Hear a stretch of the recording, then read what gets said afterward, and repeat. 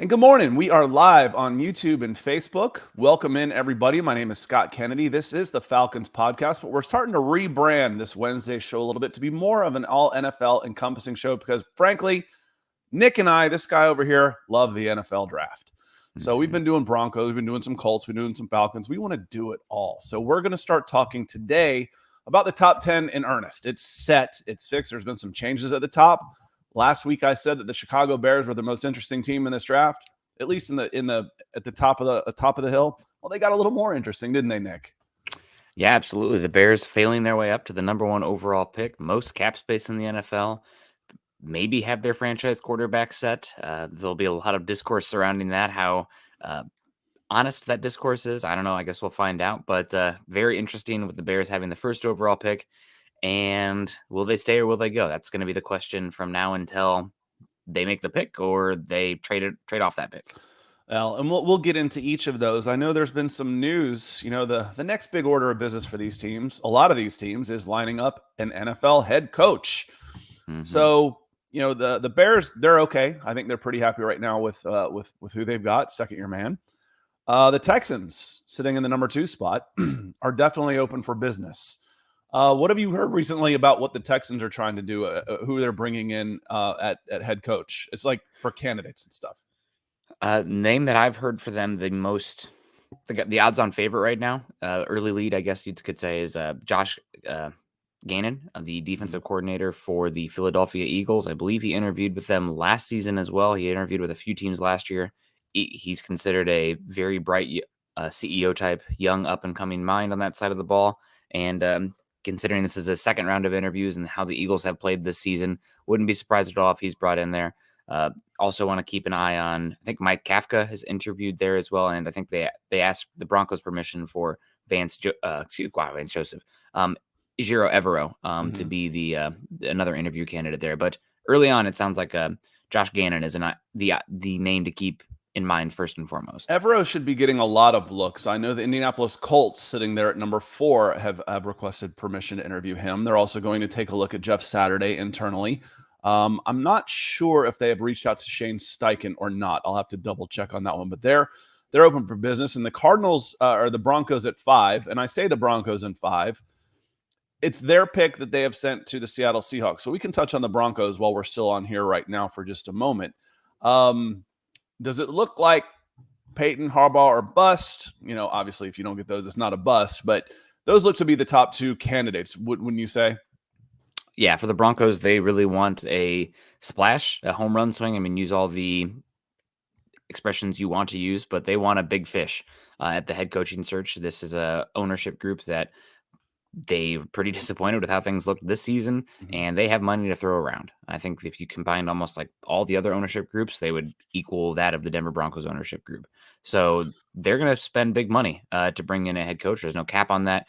Sean Payton or Jim Harbaugh. I've seen reports that Sean Payton has a slight lead there, but maybe Sean Payton doesn't feel the same love for the Broncos as they do for him. So they would be happy then with Jim Caldwell as well. If not one of those two, I think the odds-on favorite would be Dan Quinn, but we have a process to play out yet, and we'll see how it goes. Well, we are going to break down the top 10. We went through a mock draft, and we'll kind of do that again today, but we're going to also talk about, now that it's actually set, we can go through and say what each team would probably like to do, what their best case scenario, kind of the worst case. We'll hit on each one of those over the course of the next hour. First off, I want to say hello to some folks popping in on the chat. Kevin Fitzpatrick, good morning. He says, good morning, fellas. Good morning to you. Dominic Jaramillo, still pretty excited about those Georgia Bulldogs. Good morning, Dom. And Joe Cannon coming in on Facebook as well. So welcome in, gentlemen. Welcome in. Let's just start right at the top with the Chicago Bears. We said there was a chance, and someone went in and liked one of my comments. I said, I wouldn't put it past the Texans to beat the Colts. The Colts are in nosedive mode. The Texans are playing competitive football. They're not a good team, but I'll take a bad team over a slightly better team, the one that's actually seems to be playing to win. And Lovie Smith had been playing, a team had been improving. They were just terrible. I mean, improving is a relative term, but I wasn't surprised that they got that win. And good for Lovie Smith. I was a little surprised they let him go after one season. Yeah, it's 2 one-and-done coaches. Some obviously hurt feelings there. Lovie Smith apparently made a plea to the group that, the team's playing better football. They're in a good trajectory and he deserves a second chance. Nope, we're not going to keep you on here. And the Texans then go out and win a game against the Colts there to move that draft pick from 1 to 2 and maybe hurt their chances for a quarterback they prefer in this draft cycle. So it definitely is a bummer for the Texans. The other thing about the Texans for me is that this team, you're correct. They were playing better, inspired football. They have a massive talent discrepancy compared to most teams they're up against this season. And they're not going to be competitive next season either. I mean, are we going to do the same song and dance next year when this team wins 5 games? I mean, it's what are we building towards? What's the direction? So especially when it's just constantly turning over like this. So I think, honestly, it was a poor decision by them to do that. The one thing I will say is that if they have the vision of a first-round quarterback with a young offensive mind, I can understand that and get behind that. Still feels pretty unfair to Lovie Smith, considering this was pretty much a no-win situation for them, but I guess it is what it is. Yeah, so we'll hit on the Texans, sir. We got into that a little deep. What the benefit of the Texans winning was that the Bears shut down Justin Fields. They were, we don't want to win this game. We want a chance at the number 1 pick. Now they're sitting in the driver's seat with the number 1 pick and a quarterback that they're pretty happy with. So when you've got the quarterbacks out there, they're in a position to get a haul for teams or pick up some nice picks and just move back maybe even a spot with the Texans. Texans, if you think Bryce Young is your guy, and they might gamble that he's not, but they're in such a great position right now. Hey, Jim Irsay, Chris Ballard, you guys want to come up and get your quarterback? We'll drop to 4. We'll come down to 4. It's going to cost you another first-round pick or 2 seconds or, something like that to do it. And then if all else fails, you've got 2 damned good defensive players to choose from. Yeah, absolutely. The Bears are in a very good spot. They had the worst defense in the NFL this season by an incredibly long shot. I like to pull up the EPA graphic from time to time. They show the pass defense or offense on the x-axis, the run on the y, and might be flipped. But the Bears have been by themselves, living alone. It's like the smelly kid in class, right? Like nobody wants to be around them. They're that far away from everybody else. The graph looks weird because there's like the first team to like the middle is far closer than the Bears to like anybody else. You're blowing my bell curve. Yeah, they're horrible defenses here. Why can't Justin Fields win? He needs to improve a lot as a passer, but my God, an outlier for how stinky the Bears defense was under a defensive-minded head coach and Matt Eberflus. Obviously, they traded away Robert Quinn. They traded away Roquan Smith. Congrats, Roquan, representing yourself, I believe, and getting a $100 million contract there over 5 years in Baltimore. But yeah, the Bears are in a good spot. I can't imagine given how much help they need, I can't imagine any scenario where they stick at the first overall pick, though. They're going to get somebody to come up and get that pick. The question to me is, do they put a cap on how far they're willing to trade down? Like, let's say we're in business with the Houston or the Colts, or they saying best deal available. We'll take what we can get. Will Anderson, Jalen Carter, we love you. You're not as valuable, or we're not as confident in you being an elite player as having an additional first round pick in 2025 or an extra second round pick in 2024. It's gonna be so much fun to watch what the Bears do with all that cap money and that number 1 pick. If they're not in the best for what we like to do with team building, if they're not the most fun team to watch, they got to be close. There's some teams in there too. When you're talking about the Eagles and maybe a Super Bowl contender and they're in the top 10. Okay, that's a little fun too. Yeah. What can the Seahawks? But we'll get into all that. We're going to get into the Bears. I think the Bears want to trade down without a doubt. But the best, it's nice to be in a situation where I'm going to go way back here where I don't have to take Steve Entman number 1 overall. I think that was 1990. I'm sure there have been some bust number 1 overalls, but that was one that really disappointed. Andre Bruce, 89, somewhere in that neighborhood where I think you've got a pretty good shot of hitting with Will Anderson or Jalen Carter. And Nick, what do I say all the time? What are the best drafts? When a need fits the best player available. And fits value. Those guys and position of value. When you're in that tier right there, Will Anderson, Jalen Carter, you can flip a coin. We'll have debates on which is the better one. I'm not going to argue with you. If you say Will, I'll say, okay. If I say Jalen, okay. You should be happy with either one of them. That's why you are not afraid to trade down. Yeah. Oh, and to be able to get a haul. to come back and just to get a couple spots like that. So let's some more folks. The chat is opening up and breathing and reaching out there. It's little algorithm bots out into everybody. So I want to say hello to some folks again. Chris Walker coming in. He says, good morning, everybody. Jeremy says, welcome in. Jeremy says, morning, guys. Officially draft season, although for Nick, it's 365. I was thinking about that too on the way in. The Senior Bowl motto is the draft starts in Mobile, and it kind of does for me too. I'm not as 365 about it as I once was in a former life, but I'm looking forward to going down there and seeing all those guys. They do a great job of bringing the right guys to Mobile. Jim Nagy and his staff does a great job of bringing them down. They'll bring down 100 guys and 90 of them will get drafted. I mean, it's a good showing. And a lot of them, being that they're seniors and the skill players that are at the top 15 are usually not seniors. They're not there, but the guys that are there are second, third, fourth, fifth, and sixth rounders. The guys that fill out your roster and you really have to depend on. So I'm looking forward to that one. 100 Realist says, good morning, Scott and Nick. Good morning to you as well. And Jeremy has a question going back on the Chicago Bears model here, talking about the Bears before we put a cap on them. Would you guys keep Fields or trade him and get a haul along with the number 1 pick? I personally would keep Fields. I think he's got more tools, traits, upside than any of the quarterbacks in this class. There is an argument, though. I mean, this is a new staff. I would say the first thing you have to do is put your eyes on the quarterbacks first. I am a big Justin Fields fan dating back.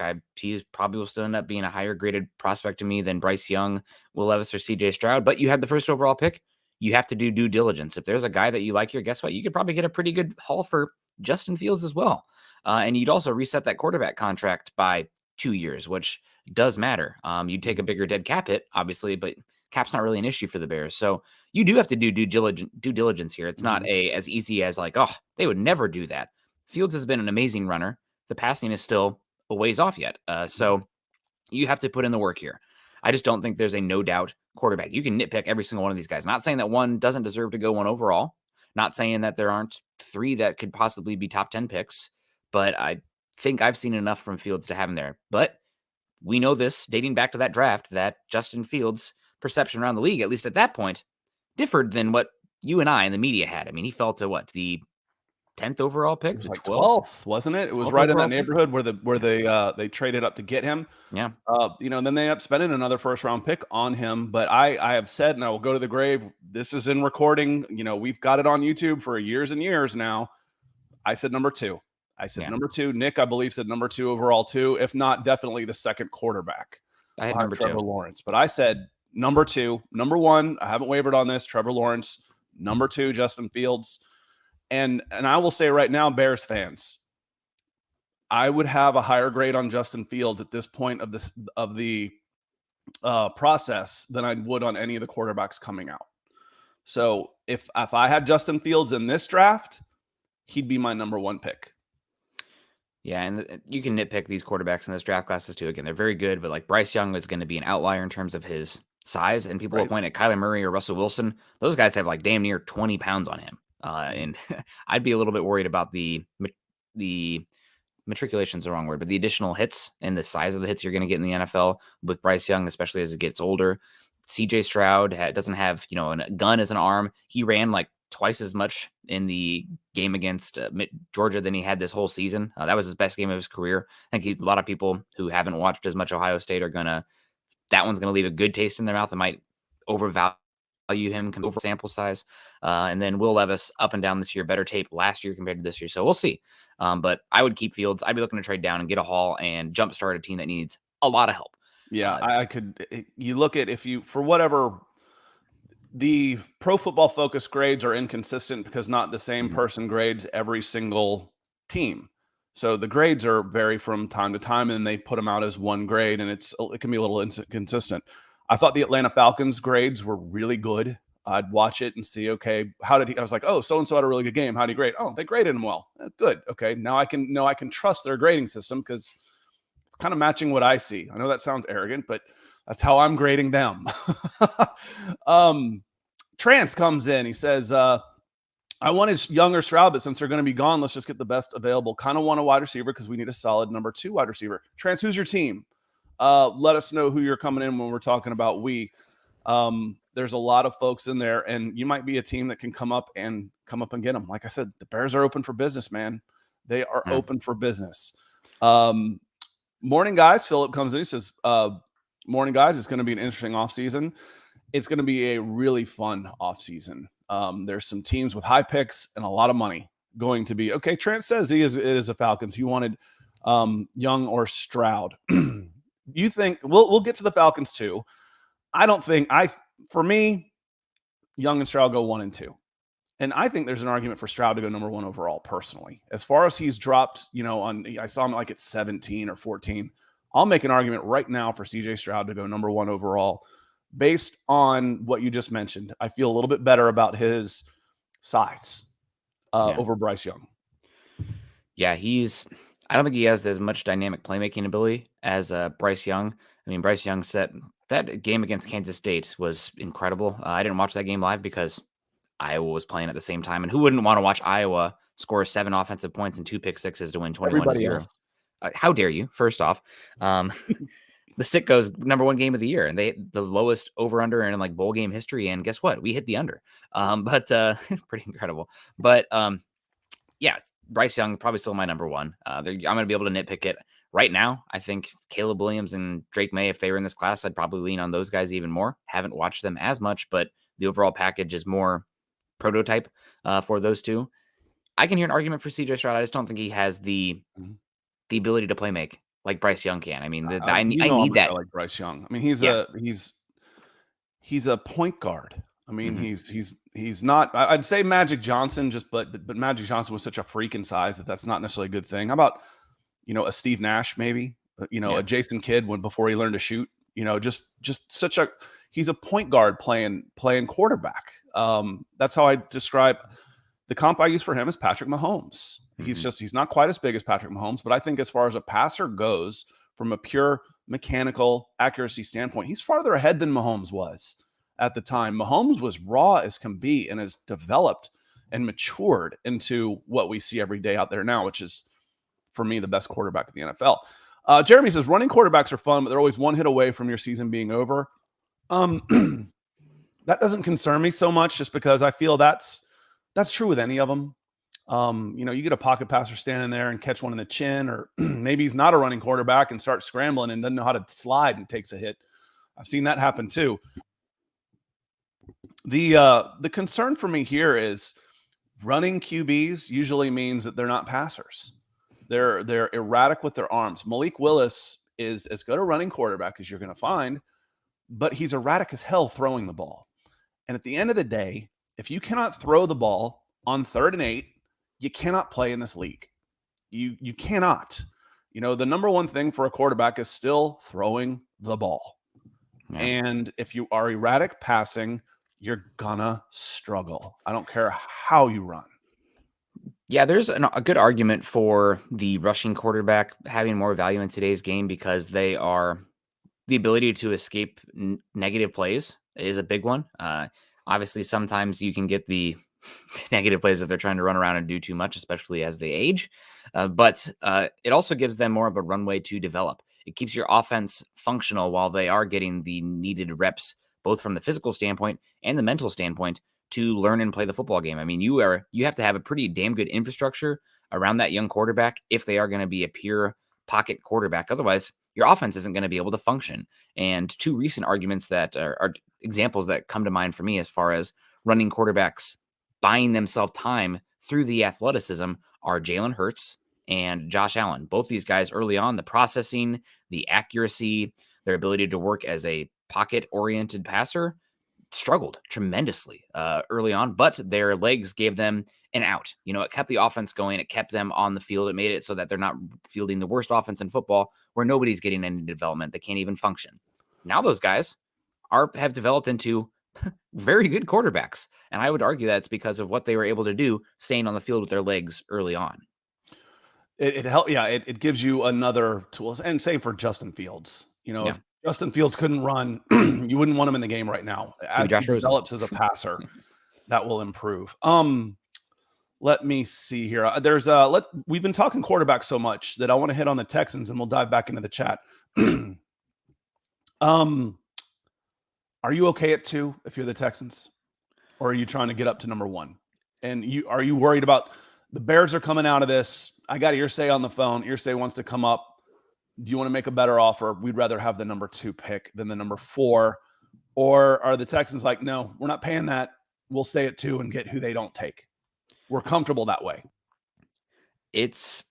I would be nervous if I was Houston. And the question is, how much do you like one single quarterback in this class? If you like one dude, you might have to go up and pay that price to keep him from Indy. I guess caution is the word, that sometimes there is teams, and this is just human nature in general, you're overconfident in your own analysis where, you're giving away draft shots and boards over your one pick that you are damn sure that's the guy who's number 1. If you like somebody that's even close, maybe you're better to sit there, take that guy who's second on your board by fractions, and then by margins, and then go get them. I don't think it's the case where it's Bryce Young and then the next best quarterback in this class is Kenny Pickett. That's not this year. Fortunately, terrible depth this season in the draft class, but I think that's something to discuss. Also, we're talking about Houston and Indy is trading up.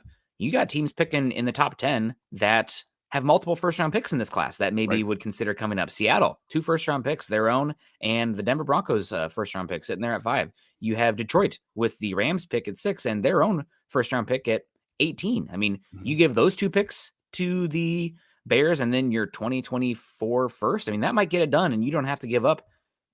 I mean, it's still a lot, but it doesn't hurt you as much because you've built up that additional draft capital. So that's the Bears. But if you're the Texans at number 2, you get the other one. That's my question. Are you okay with that? I would because as you're saying, I'm going to have to compete with those other teams if I want to move up 1. Yeah. That said, they do have in their pocket. Sorry to interrupt, but in their pocket, they do have going for them. It comes down. The Bears get to dictate. That it all comes back to the Bears. But if the Bears feel like they have to trade to a point where they still give themselves Jalen Carter or Will Anderson, they can't imagine a world where they don't have those guys. Texans are in a good spot because you can't guarantee those guys at 4. You can't guarantee those guys, obviously, at 5, 6. At 2, absolutely. And Arizona at 3 is also an interesting one as well. So if they feel like they have to live in a world where they have to walk out with Jalen Carter and Will Anderson, which I would cautious them against that. I'd rather get the extra capital, but that changes the conversation completely. And here's the thing. At 4, I feel pretty good about it because the Texans are taking a quarterback, right? Well, the Texans need everything. The Texans need as much as they can get. And if someone comes and offers them a haul, here's 3 first-round draft picks. San Francisco moving up to number 3 to take Trey Lance. I'd be tempted if I'm the Texans, and then all of a sudden you're sitting at 4 and you're going, damn. Wait a minute. We moved out of the 1 spot to 4. The Colts took Bryce Young, and then here comes somebody else. Here comes the Seahawks to move up into 2, and then they just took CJ Stroud. Well, no, see, at 4 you should still be okay. It depends if 2 quarterbacks come off the board or not. Yeah, they should though. I mean, at 4 you should. I just talked myself out of that. The only way you're moving up big like that is to get a quarterback. Yes, I agree, but so you should be okay at 4. You should be. Now, I could see an argument where Houston only has eyes for 1 quarterback, and that guy's gone, and because they also have 2 first-round picks as well, and they take the best player available and be like, you know what, we can go up and get one of these other guys that we have ranked lower than Bryce Young, go get them, or like I said earlier, this is still a bad enough team. They're going to be picking top 5 next year.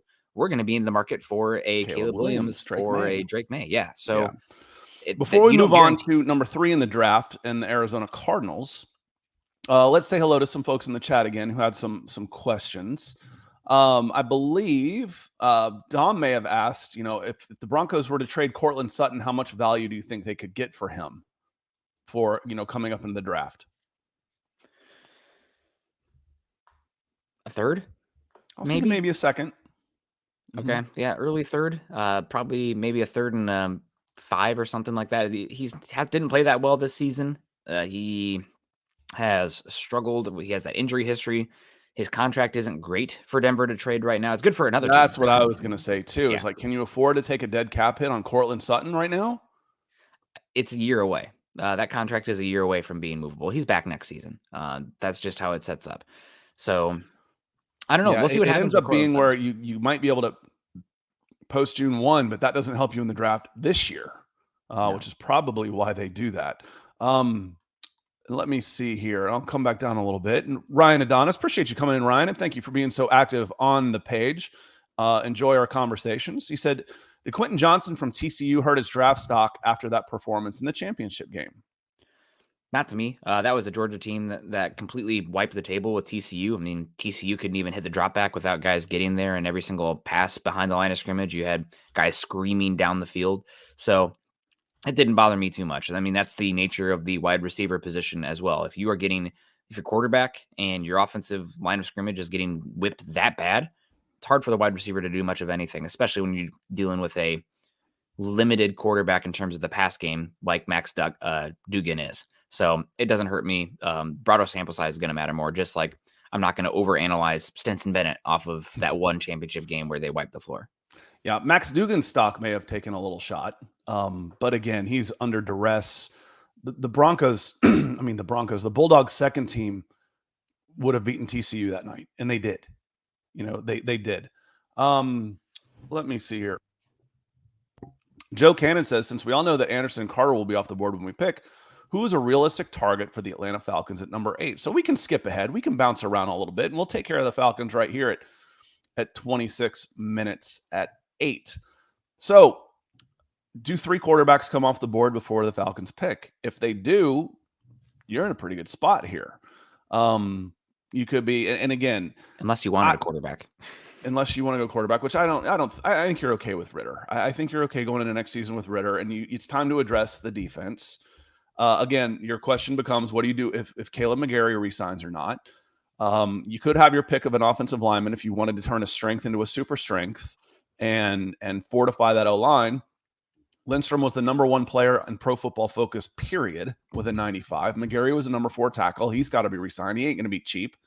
But we can get into this on Monday on how you can actually do that and still save money on the cap. That's how bad the cap has been for the Falcons, that they're going to be in hog heaven this season with some money to spend and some flexibility on contracts. But I think you could have Paris Johnson, as you've talked about. You could have Skoronski. You could even have Quentin Johnson at wide receiver, who we were just talking about, could be there. And maybe Miles Murphy could be a big player, a big defensive lineman for Clemson, who would be people might fall in love with his traits, Nick. He might end up going a little bit higher than that.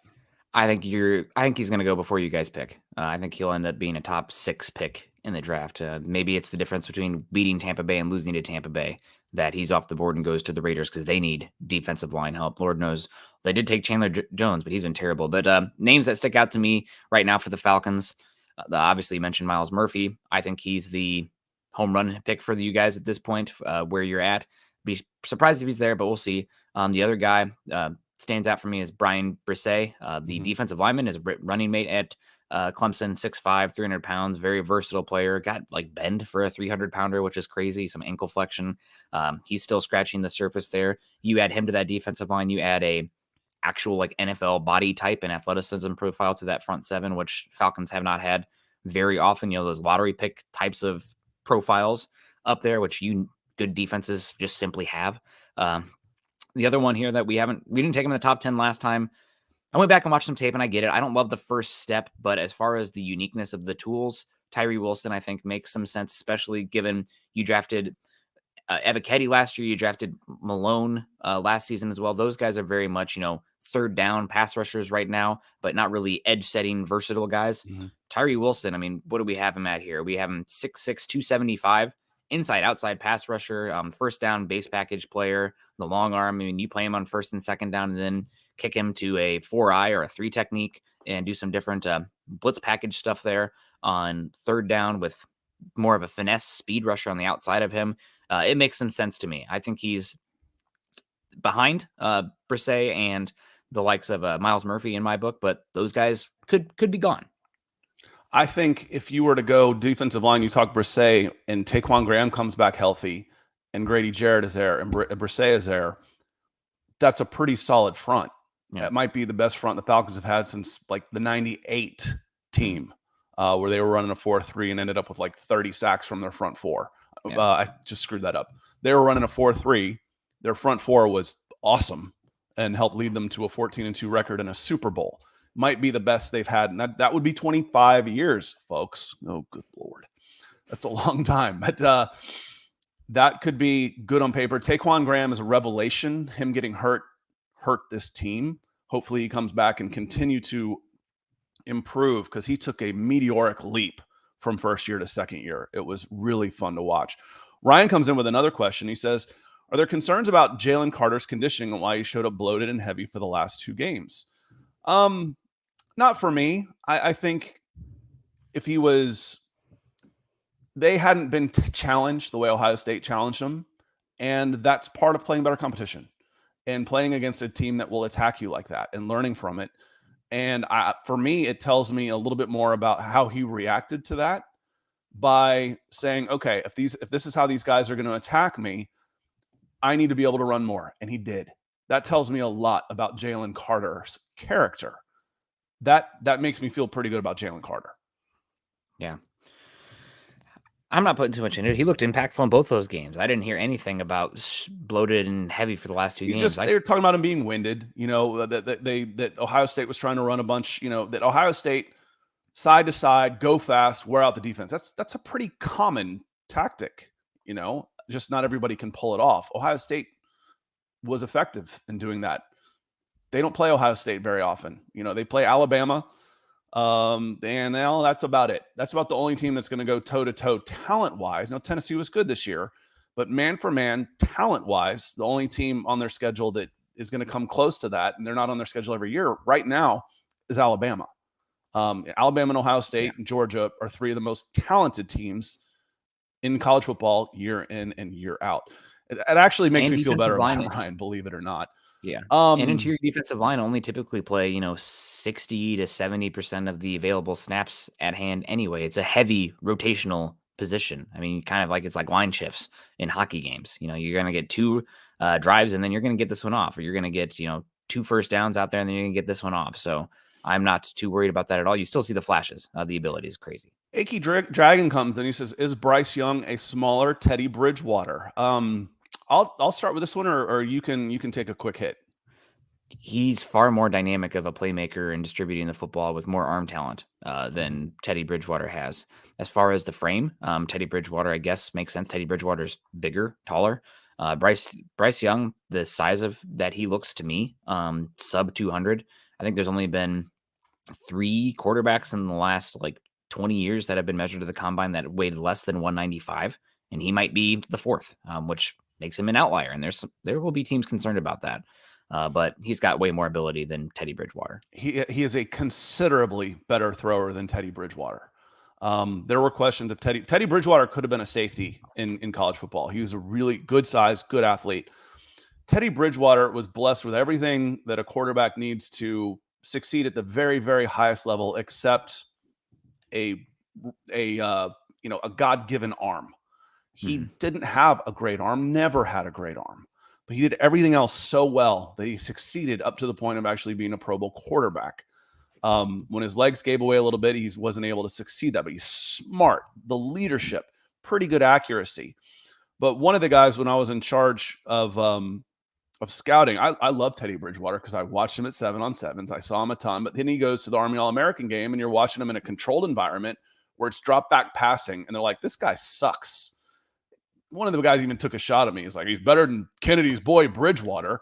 And I was like, you know what? Just let Bridgewater drop back in a 4 wide with 2 minutes and give him the ball in college and let him go to work. And that's what he did in Louisville. Bryce Young is a passer. He's a passer.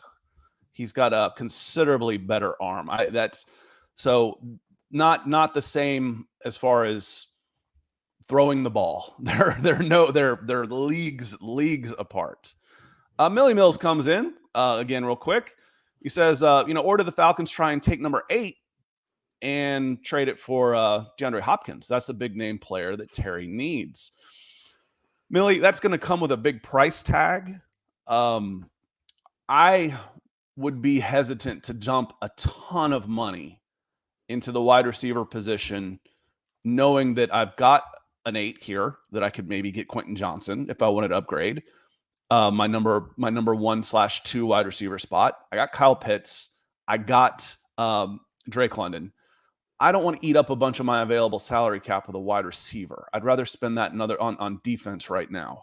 I think he would be great, but I like the progression of this team's young offensive weapons without a player like DeAndre Hopkins. That's my take on that. Cost 8 overall. Also, given his age, given his injuries of late and missing time because of the performance-enhancing drugs that he was suspended for, it's not going to cost you 8. Your second round pick, maybe you're in a conversation there, but I don't think DeAndre Hopkins is going to cost you that much, considering where he's at. Young players, guys that are entering their second contract, get that, not players that are going to get their third contract, unless they're quarterbacks.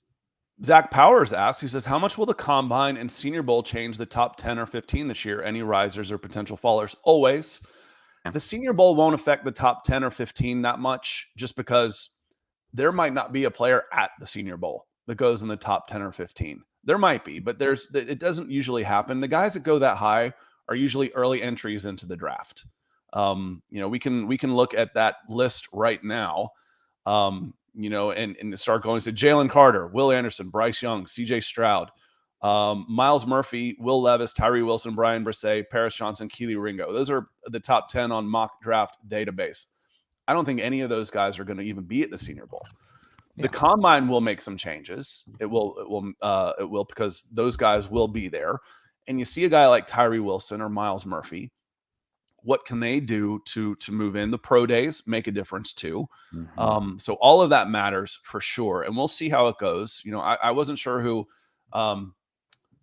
he changed his name, Adafa Owe. Wasn't it Jason? Wasn't it Jason Owe?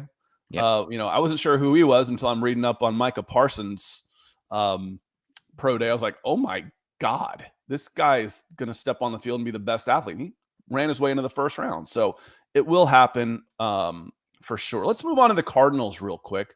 We're at 37 minutes. What do you think the Cardinals want to try and do? They are sitting at number 3. So if the Bears can't find a trade partner and they end up taking Jalen Carter or Will Anderson number 1, there will be another quarterback there. The Cardinals, I don't think they're in the quarterback market. I think they'd be another trade down type of candidate. Trade down or best player available. They're in a good spot. Jalen Carter, Will Anderson, or somebody coming up to hop the Colts if the Colts are still there at 4. So, to me, it seems like it's a Jalen Carter versus Will Anderson conversation. I guess there's a reality out there where Miles Murphy could bump himself up to that conversation, just given the positional value of edge versus that of the interior, pushing Jalen Carter down a little bit. But they're in a good spot. I think you got to go with one of those defensive front players. That's how this draft class is loaded right now. There's not a no doubt offensive tackle, Penny Sewell in this class. There's not a no doubt, Chase, which is Chase for the Bengals, kind of that kind of caliber. Jamar Chase. Yep, I'm getting all my draft. Chase Brown. No, that's the running back prospect coming out of Illinois. This year. That's what I was going to ask you. If they lose Hopkins, would they reach on a Quentin Johnson at number 3? Are they that nuts? Are people that crazy about wide receivers? Sometimes they are. I know the Falcons are. It's become one of the most important positions in football, just because the playmaking ability you need and how much 11 personnel you have. And when you get injuries to that position, your offense grinds to a halt. You need everything to function, but there are positions that are obviously head and shoulders above others. You can find running backs. You can find most tight ends. You can find linebackers, safeties, sometimes interior defensive line. That's most interior defensive line. But wide receiver, if you don't have some dynamism out there, your offense is going to have a hard time. It's about creating explosive plays out there. Defenses in today's NFL are doing everything they freaking can to stop explosive plays. So if you have somebody who can go out there and win versus press, win down the field in contested situations, have enough speed to punish teams and dictate coverage on the back end, those are things that are really valuable to the overall mechanism of an offense in today's NFL. So I don't think there's one of that caliber in the top 3 of this class, but I get it, especially with what the market is paying these guys these days. If I'm Arizona, I'm hoping the Colts make an offer the Bears can't refuse. They move to number 1. They take Bryce Young or CJ Stroud. The Texans take whoever the Texans don't. Whoever the Colts don't. So they take Bryce. What I'm saying is Bryce Young, CJ Stroud go 1 and 2. That gives the Cardinals a pick of Will Anderson and Jalen Carter. Yes, please. Thank you very much. That gives the Bears extra draft picks and whoever that the Cardinals don't take. I think that's now we can throw logic out the window when it comes to draft day, but that's what makes the most sense going in. The Bears, I think, don't want to come out too far to that spot because you don't want to miss out on one of these guys when you've got a chance on them. And I think they're safe at 4. The Cardinals are safe at 3, and then the Texans could stay put and be happy. So that's how I kind of see the top 4 playing out now. But like I said, throw logic out the window when it comes to draft day. We will see. Again, 3 first-round picks from the 49ers to move up to number 3. That's illogical. Yep. 3 number 2s to move up a couple of spots to take Sam Darnold. That's illogical. That's an emotional decision. And you hear guys, they fall in love with the prospect. They use that phrase because that's an emotional decision. That is not a logical one. So that's the way I would see that happening. Yeah, and shout out to them for losing, kicking the Broncos pick down to Seattle just a few slots. Appreciate that. It just seems like, you have, if Will Anderson or Jalen Carter are there, that makes sense. They need help on the defense, especially that front in every single way. J.J. Watt's gone. They didn't come close to replacing Chandler Jones. Zach Allen is a free agent. He was their best edge rusher this season. They need help. The guy they drafted out of Cincinnati last year did a, air gun that says pop at the end when you pull the trigger, that kind of like explosiveness and potency there. So they need help on that defense a lot. Maybe they should avoid drafting a linebacker in the first round, or if they want us to continue to have the worst defense in the NFL, I guess they can keep doing that. But another spot for them would make some sense is cornerback, but I just don't think there's a top Derek 3. Stingley, Patrick Surtain, a Sauce Gardner caliber cornerback in this draft class. Let's go with Salvi Nation. He's not a fan of George Paton right now, but he says the next draft needs to be done by the next head coach of the Denver Broncos. Paton sucks with the picks. I think Paton has done okay. I mean, he's gotten 2 drafts, and one of them was voted as the best draft in the NFL. And then his next draft, he didn't have his first pick until 60. So there were some questions in there for sure. Like I said, overall, I think his draft has been better than not. Let's move down just a spot. We've talked about the Colts a lot, so I don't know that we have to really talk too much about them other than would they be happy with Will Levis or Anthony Richardson would be kind of an off the wall. Not an off the wall, but that would be a perceived reach for Anthony Richardson. And frankly, Will Levis seems like a little bit of a reach to me in this spot too. But would they be willing to stand pat and have Will Levis fall to them? Maybe.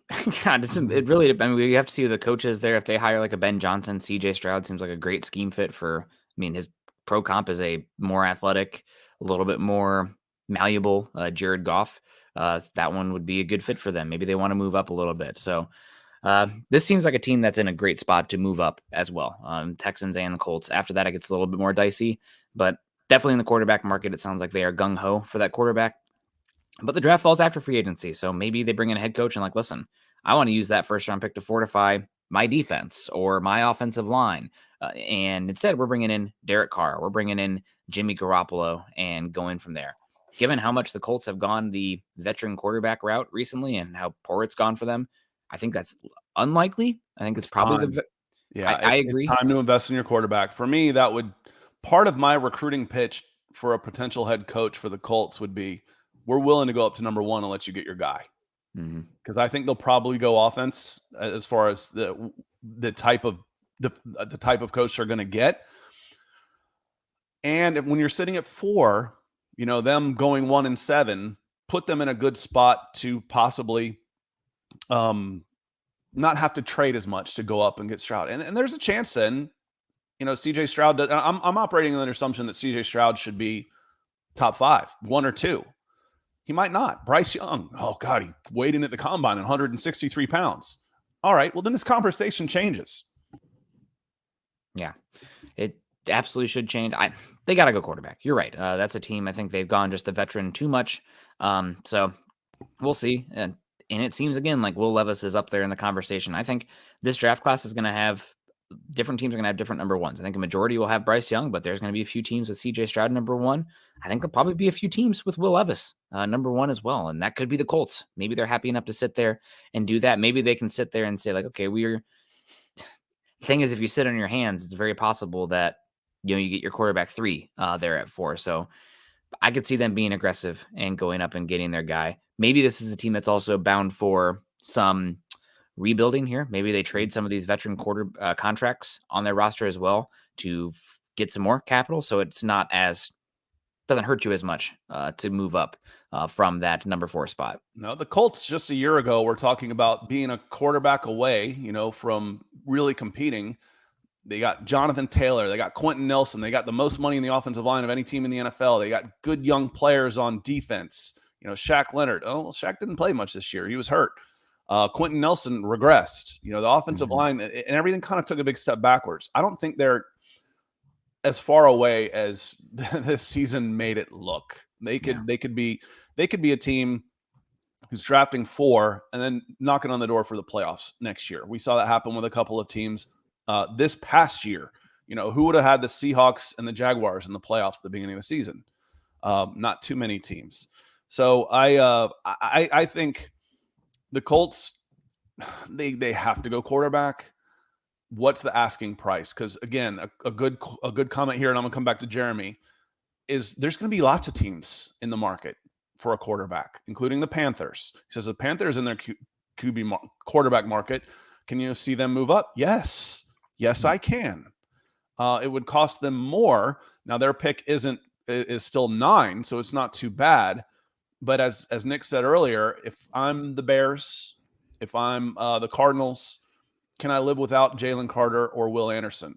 If I can, then I can come back to 9 and pick up more picks because I need more players. It's not a bad way to go. Jeremy says, what in your opinion is the deep position? Is some of the more of the deep position groups in this draft? More deep position groups in this draft. I think tight end is fairly deep. I can name about 10 guys that are pretty talented. It's not a difference-making position, but for the most part, but it's a deep one in this year's class. I think that running back is fairly deep as well. They did lose a little bit of talent with Blake Corum returning back to Michigan. He would have been a top 50, top 60 pick, which for a running back is quite good. But he's that's one that's still fairly deep. I like the talent. I think defensive back is solid as well. I think it's a solid defensive back class. There's going to be a number of cornerbacks taken in the top 100 this year that you're going to feel pretty good about. Let's move on to the Seahawks real quick, sitting there at number 5 with the pick they got from Denver in the Russell Wilson trade.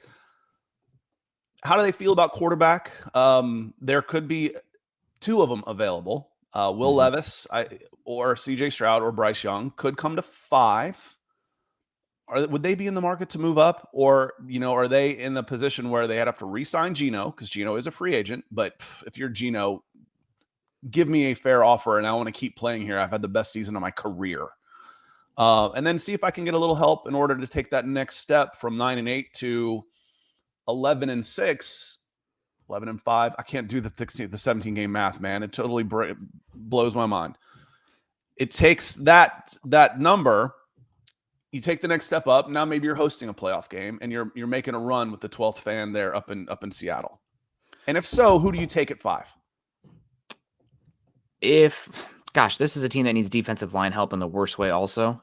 They were horrible against the run this season. They don't have a lot of blue chippers on that defense in general, especially in their defensive front. So this is a team that Brissett, we're going to keep talking about the same names, but this is a teams at the top of the draft. They need defensive line talent. That's what the best is in the top of this class. So Tyree Wilson, Brian Brissett, Miles Murphy, maybe still a Jalen Carter there if they're not going quarterback. I think this is another team, though, that, Geno Smith is going to be 33 years old this season. Yeah, again, do you want to take it's a short-term thing. You have to do the evaluation on this class and then work the phones. That's if you're going to be how aggressive. We'll see. You have 2 first-round picks this year. You're a team that's coming off the playoffs. This is a rare opportunity to be picking this high. You're probably not going to be there next season, given your performance this year and what was supposed to be a bad year for the Seahawks. People thought they'd be picking 5 overall in their own merits, not from the Broncos. So you're going to have to do the work on that one and either move up for a quarterback that you love if you have the right offer there.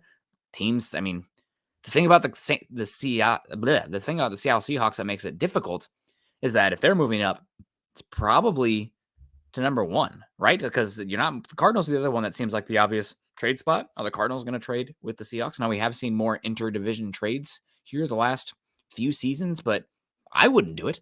They'd have to blow me away. So maybe the Texans are more interested in trading down if they don't get their number 1 guy. I mean, who knows? But again, it's all these teams in the top. I can't think of, out of the teams in the top, anybody that isn't going to have to do due diligence in the top 10. I think the only one is probably Philly. Every single one of these teams, and maybe Arizona as well. But every single one of these teams pretty much is going to have to be like, okay, is there a quarterback we love on this class? Yes, no. Are we in a position to get him? Yes, no. Should we trade up to go get him? I mean, that's just how it is in the NFL. I'm with Brad D on this one. If they hold still, they're going to go defense. Do you know who their top rated interior lineman was this year on PFF? Shelby Harris. Oh, Shelby Harris. Okay. Yeah, who they got in the trade. That was just a great trade for the Seahawks, which I maintained from the get-go.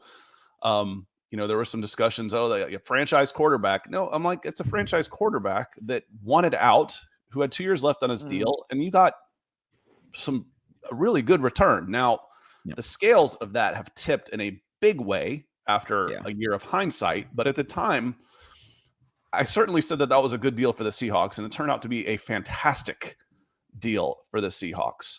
But I definitely want them to go defense. And again, their number 1 ranked corner on PFF was Tariq Woolen, a guy we loved who's, tall, fast, really good football player, rookie, and pair somebody on the opposite with him, and you got your corner position taken care of for the next decade. If you find somebody that you like, Christian Gonzalez, maybe that might be a little high for him. But Seattle is in a really, really good spot at 5, just not quite as good as it was a few days ago when they were at 3. Number 6, Detroit Lions. They're definitely in the quarterback market. Jared Goff is a free agent this year, if I'm not mistaken. Yeah, they're definitely in the quarterback market. This is a pick, again, another team that is trending in the right direction. Are you going to be here in the top 10 next year? Are you going to be in a position to draft a quarterback in the next 3 years? Where are you at in your team building direction? Who are you as a franchise right now? So another quick, team, I just looked it up. Jared Goff's not a free agent. I just had kind of operated under the assumption that they wanted to move on from him after this year.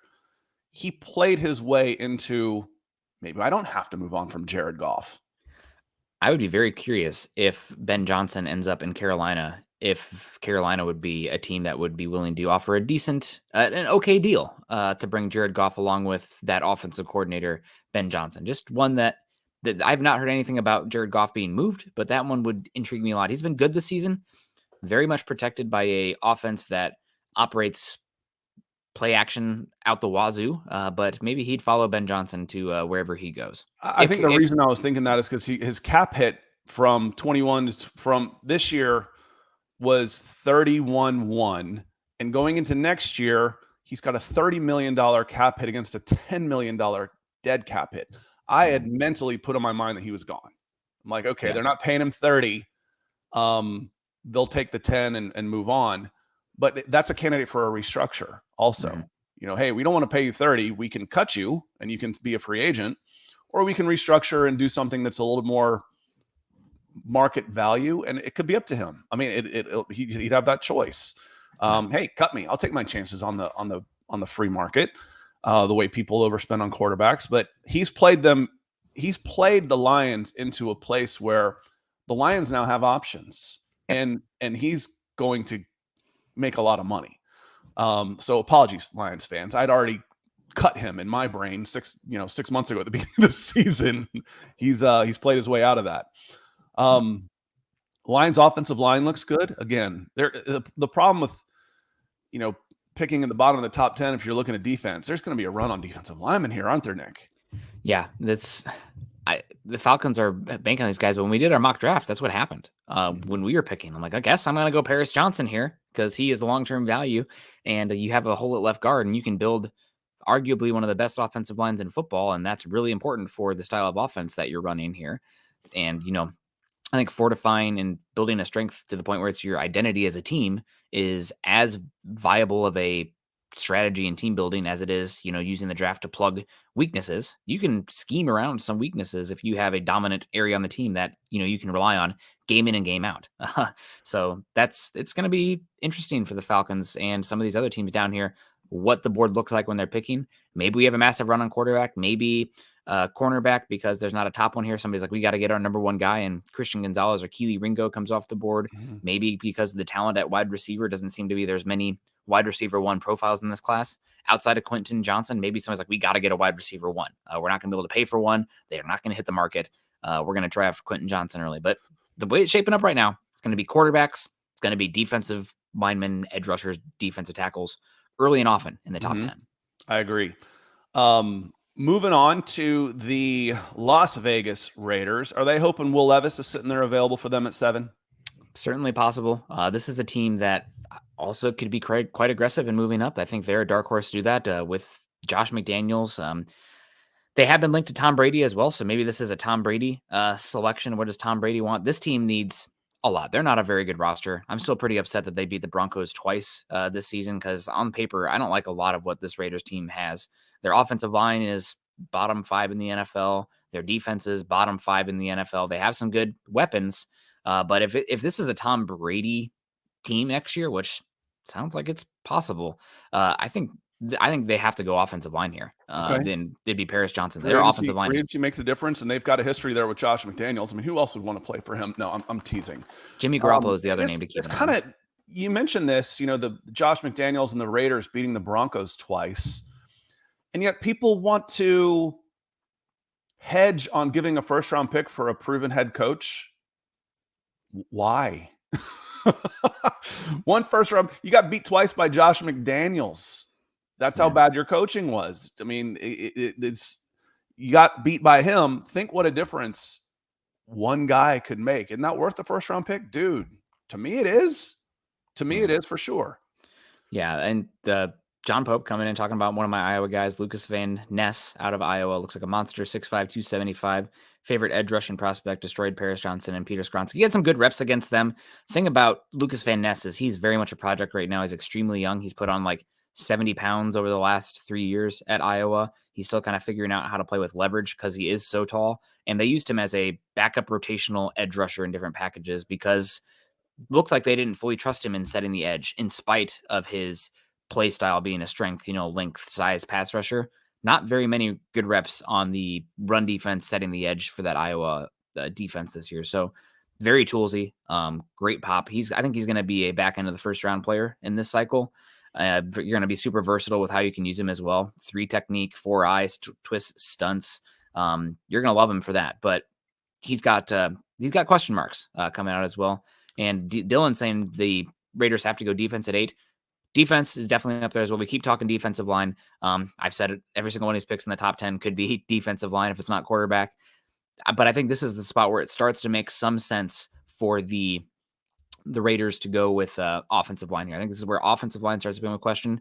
This also is one, very dark horse here. I wouldn't call for it, but if you're bringing in Brady, I think Brady's probably getting a little bit of say in where the draft picks go. If Josh Jacobs is out, who's a free agent this year, this is probably the earliest I could see Bijan Robinson coming off the board. He's incredibly dynamic in the pass game, and we all know how Brady loves to pelt the running backs with targets in the quick pass game. You got somebody like Bijan Robinson there. He's an extension of the quick pass game, and get him in space. I mean, you probably as dynamic of a short player in this class, short yardage player in this class. I don't think it's the best strategy, but I think it's one that at this point, at least we want to float it out there as like, what would it look like? Why would that make sense? Historically, the Raiders aren't afraid to go for the fastest guy in the draft either. Yeah. So keep an eye on a wide receiver that goes out there and burns a 4.3 at the combine and say, Raiders. I want to speed. We're at just about an hour, so I want to kind of speed date through these last picks. We talked about the Falcons earlier, but I want to hit them again. The Falcons would love to trade back. Again, they could get some different guys, but they're hoping 3 quarterbacks go ahead of them. It gives you the choice of some of these defensive lineman edge guys. If Miles Murphy is there, yes, please. Brian Brisset is a good possibility. Quentin Johnson, wide receiver, isn't totally off the board for sure. Now, depending on what Caleb McGarry does, or if you want to turn a strength into a strength, you could go Paris Johnson, offensive tackle could play guard. You could go Skoronski, could play guard, and then shuffle over to tackle when Jake Matthews is done in a couple of years. And then again, I think one of the more interesting prospects here is going corner. Obviously defensive line. My number one priority for this team is edge. Number one. So let's get that out there. Why didn't you say edge? Because there wasn't an edge on the board I liked. Okay. You could make this team a lot better with a corner opposite AJ Terrell. You could make this team a lot better with a run with a big body next to Grady Jarrett too. They will attack that in free agency as well. But we said this last year. We picked Sauce Gardner for the Falcons a lot. Sitting there at number 8, he just happened to go a little bit higher than that. We picked who's the LSU kid that Derek Stingley. We picked him there in that spot several times. So Gonzalez Ringo makes sense at 8. The Falcons should have their pick of a player in a valuable position that can come in and make an impact right away, even if they're sitting at 8. Yeah, absolutely. Big question here for the Falcons for me. I know Scott will roll his eyes a bit at this, but it still matters in my opinion. What's your scheme going to look like on the defensive side of the ball? Are you going to be a cover 2 heavy scheme? Are you going to be playing cover 3, cover 1? Are you going to be Especially a blitz with Pete's retiring? Yes, that's exactly. I guess I was ahead of myself there. Everybody, defensive coordinator Dean Pease, longtime defensive mind in the NFL, retiring this year. Cover 2 out the wazoo. They've made a living at cover 2 out there in Atlanta these past few seasons. What does this defense look like next season? Because that's going to change things. Your types of body types you're looking, obviously the coverages on the back end, the run fits. So you're picking at 8, you want to get a scheme transcendent prospect, but you still probably want to sprinkle in a little bit of where your weaknesses are and what the best fit is for your defense. Because Keely Ringo versus Christian Gonzalez makes a difference in the type of scheme you want, what AJ Terrell needs fiddling on the other side of him. Tyree Wilson versus Brian Brisset. I mean, are you running 3-4? Are you running 4-3? Is it gap and a half? Is it 2 gapping? I mean, a lot of questions here for them. So they definitely are a team that I'm going to have to figure that out. Just got to get a good player to position of value. You mentioned Peter Skoronski and Paris Johnson Jr. as dark horses here. You have a hole at left guard, could give you a long-term option 2 years from now to move on from Jake Matthews, which ask half the teams in the NFL. If the Falcons harboring 3 legit tackles, unfair. Somebody's going to call folly on that one. That's going to be BS. But definitely something to consider. And then also Quentin Johnston, TCU. We didn't mention him yet. He's probably the best wide receiver one in this class, and he's massive. He's a yak monster as well. He's got good speed. He's got good feet. He's very limited in his routes right now. I mean, TCU pretty much only lined him up on the left side. It's kind of that air raid style.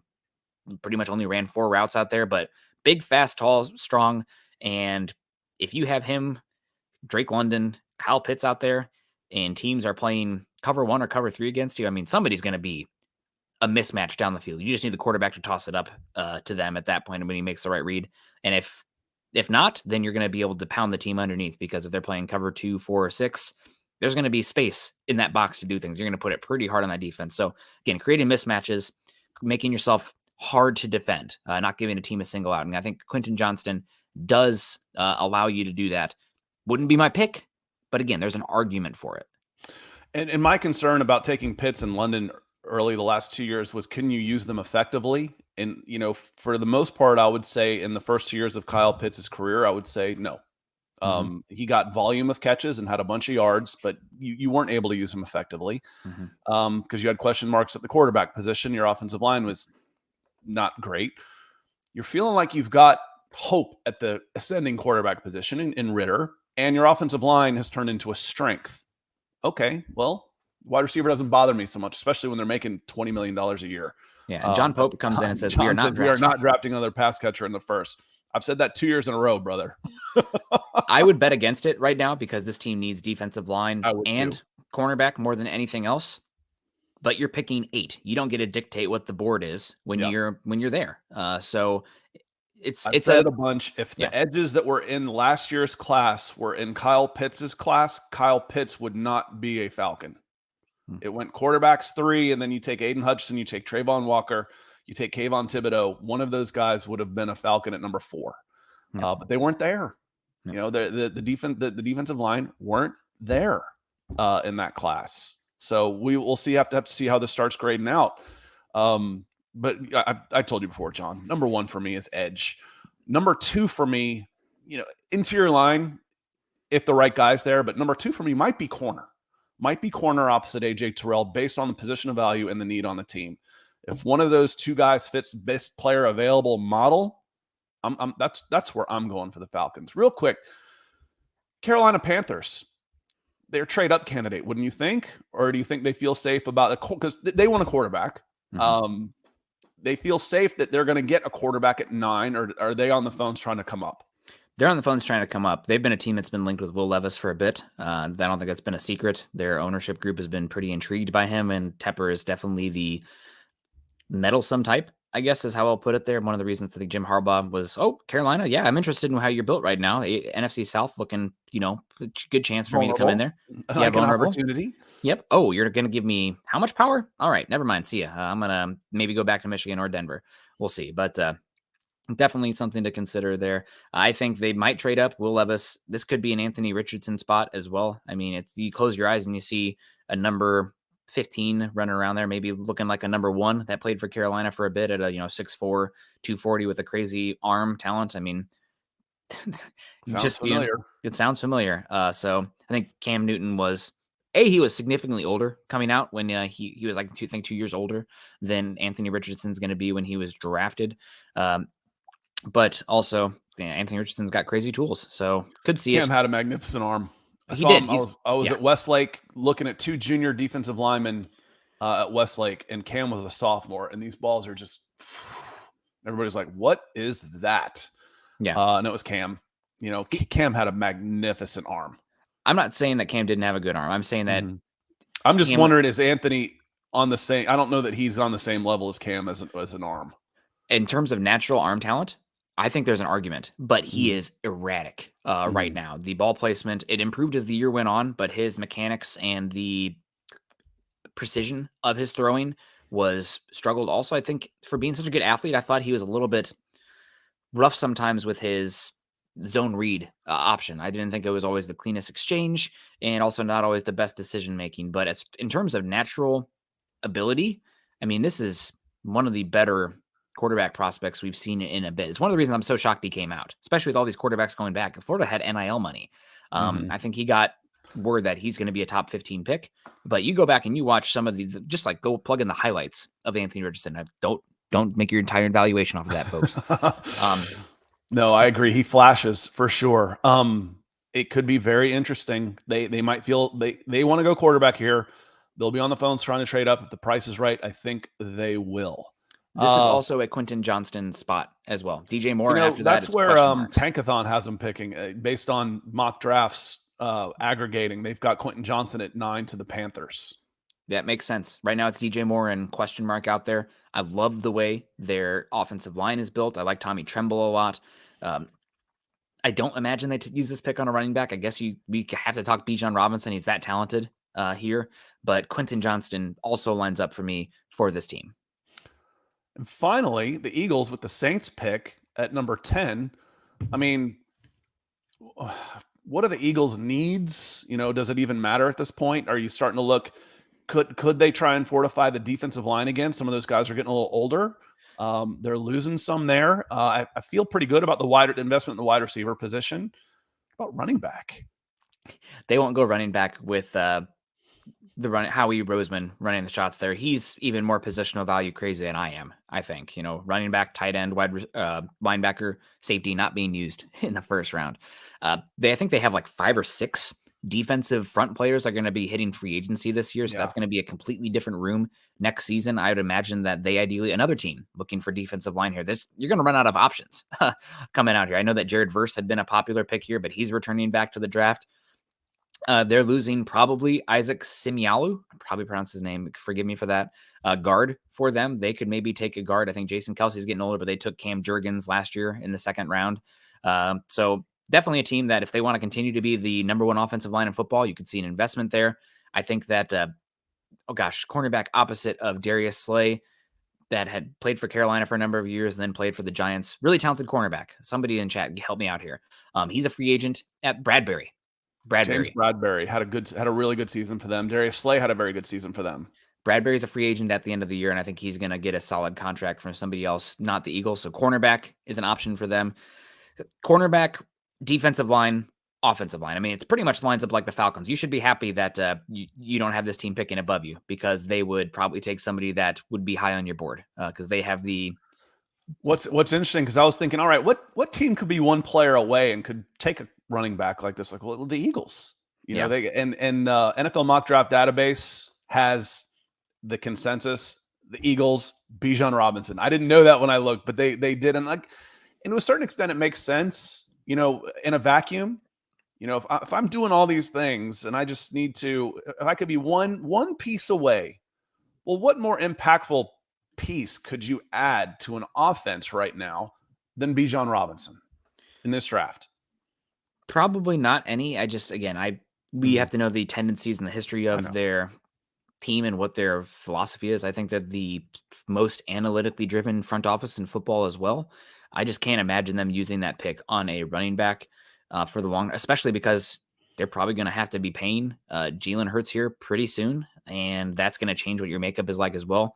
Use these draft picks to get young, cost control players over the next 5 years, so that way it's not going to hurt as much. You're not going to be able to roster this depth in the future when you're paying Jalen Hurts. So cornerback, offensive line, defensive line, that's where I think they're going here. And it's going to depend on Josh Gannon as well, and Shane Steichen. You could have a new guy coming in here that's going to play like Josh Gannon played some of the most off coverage in football this season. Okay, well, Joey Porter Jr. is probably off the board for them. Keely Ringo's probably off the board for them. Christian Gonzalez? Oh, hell yes. Off coverage, Christian Gonzalez, sign me up. Are they going to be as zone oriented next season? I mean, it's a lot of questions. Defensive front, what are they going to do? So have to figure that out. But yeah, it's Brad says, Eagles have a luxury either way. They're just going to probably take the best player. I think they would love to use this pick on a defensive lineman. What defensive linemen are going to be here at this point? Because we've said that for every single team above this. And Scott, I got to say, we already had an hour and 10 minutes, I know, but Scott and I are very biased to the defensive line. We love the defensive line probably more than anything else on a team. If there's good ones available, we're going to make a case for them. So that's why we look at these teams. They're bad teams. Guess what? Probably not good enough on the defensive line. So that's something we'll say, but I think that's how this class is shaping up as well. Well, and that's been one of the strengths of this Philadelphia Eagles team.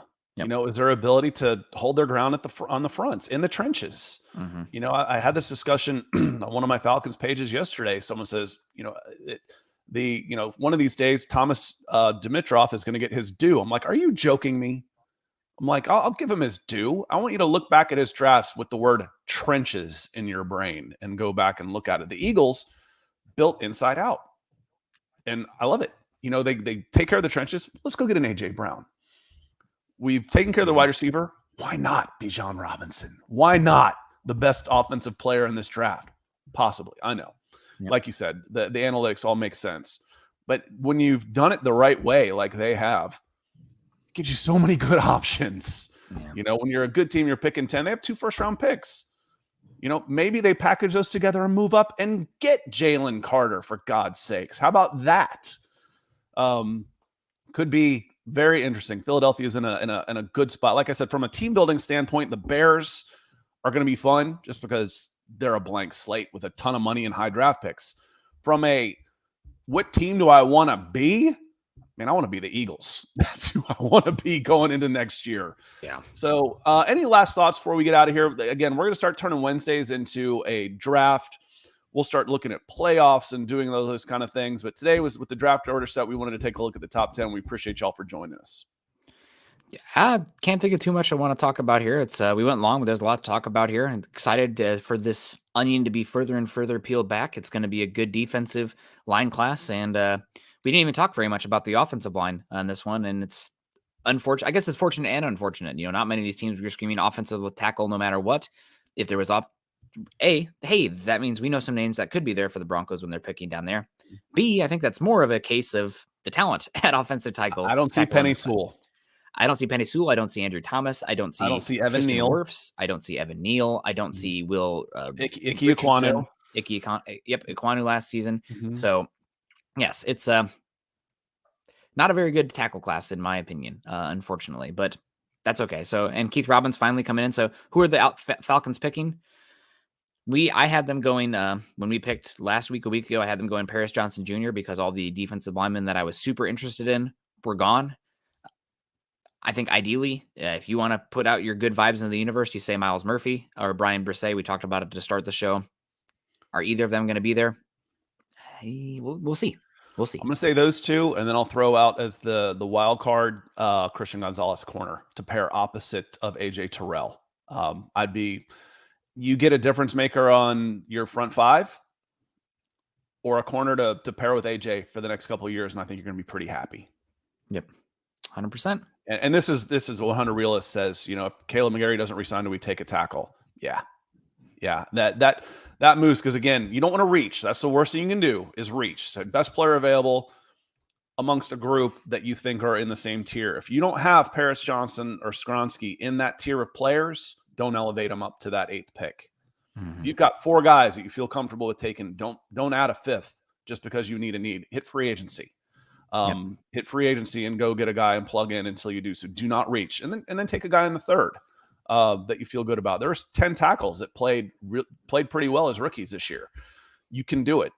But yes, if Caleb McGarry doesn't resign, you've got to address that right tackle position. If you don't feel good about Paris Johnson or Skronsky or one of those guys, do not reach. Go defense. Take care of some positions. Meet best player available, position of value, and a need. And you can do that with the Falcons without having to reach at number 8. 100%. So on that note, we went long today. We appreciate y'all being here with us.